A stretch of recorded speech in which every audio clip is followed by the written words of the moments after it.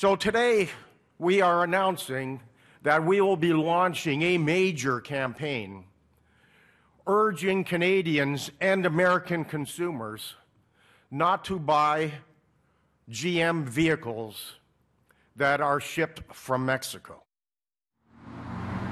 Well, Unifor has taken their battle with GM to the next level. The union's president, Jerry Diaz, today calling on all Canadians and Americans to boycott. Remember, if the VIN starts with a 3, that vehicle is not for me. The slogan attached to the boycott campaign, a vehicle identification number beginning with a 3, indicates the vehicle was assembled in Mexico.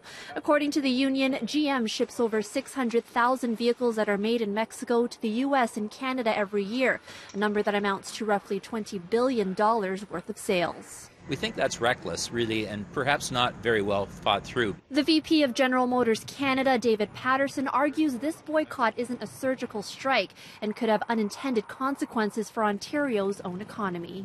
When you do this, you impact suppliers, and he is impacting his own workers that actually produce transmissions and other stampings in our Kami and our St. Catharines plant that go into the very cars that he wants people not to buy. It doesn't make any sense. But Diaz finds the argument ironic. GM is going to cost 24,000 jobs in Canada.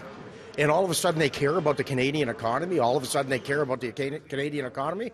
If they really cared about the Canadian economy, they would be reversing their decision. So they have no moral compass. You can't say on one hand, oh, geez, what you're doing might be harmful, yet they don't give a darn about the economic carnage that they're creating. It was back in November that GM announced the closure of the Oshawa assembly plant by the end of 2019. That closure putting roughly 2,500 workers in jeopardy. I'm worried that one of my members is going to lose their life because of this. Every night I talk to people, make sure they're okay, walk through the facility. I've been in trouble from management for not being at my workstation.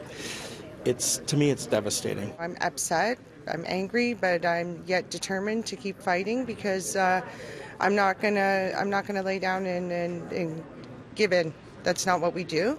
And what do we get for doing that? Absolutely nothing.